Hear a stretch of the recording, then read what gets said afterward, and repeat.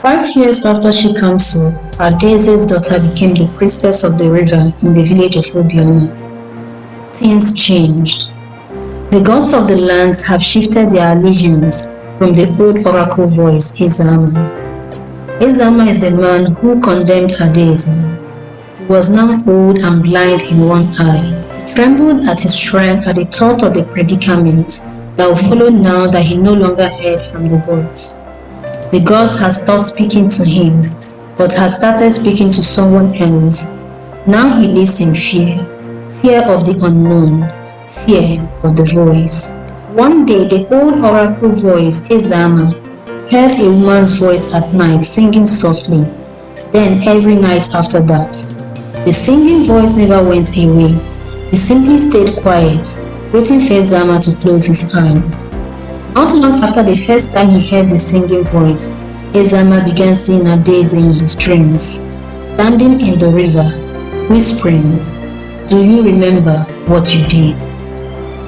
At first, he brushed it off as guilt, but then a child in the village fell ill and murmured in tongues. The words were Adaise's final prayer.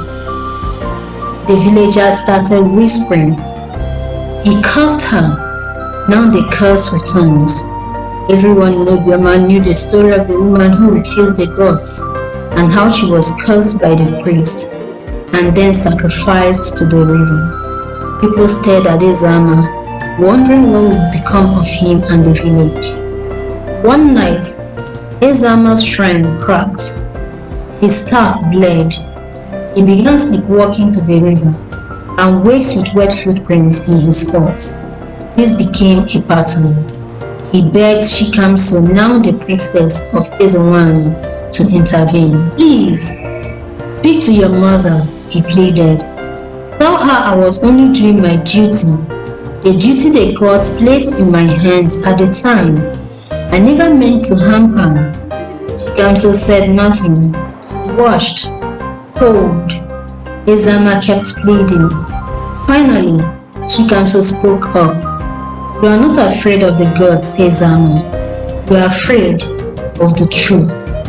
"What truth?" Ezama asked. But Shikamso simply stood and went back into her shrine, leaving him to decide his fate. On the eve of the planting festival, Ezama collapsed. The villagers carried him to the river, seeking a final word from the gods. Since Adaise was sacrificed to the river has given the people of Obioma its best. The gods listened to them and answered their requests. This time, they hoped the gods would have a word that could help Ezama. After all, he was once the oracle's mouthpiece. But that was not the case. As they carried Ezama to the river rose unnaturally high, and a shape emerged. It was Adaise, but she was no longer human. "You condemned me to death. Yes, I brought life.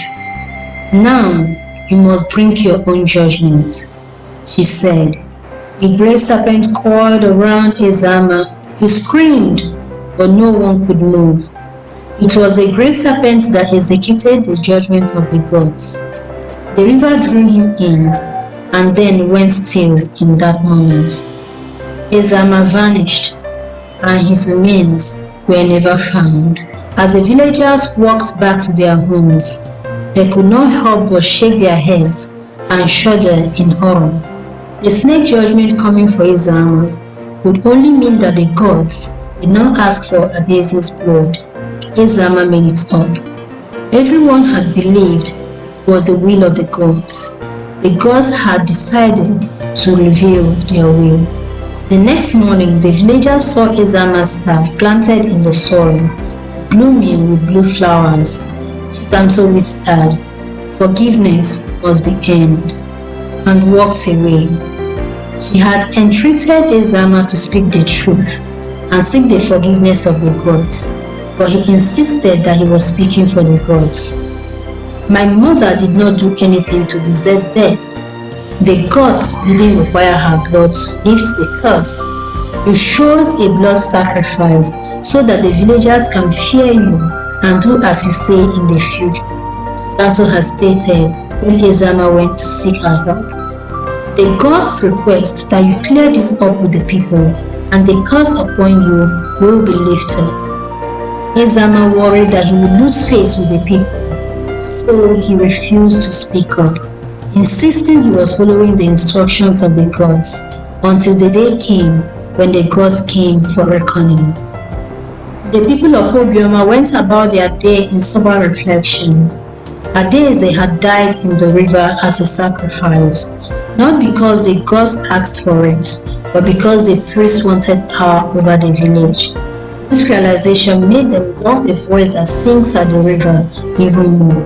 Despite the injustice she suffered, she had stayed close, guarding the village and taking care of her people.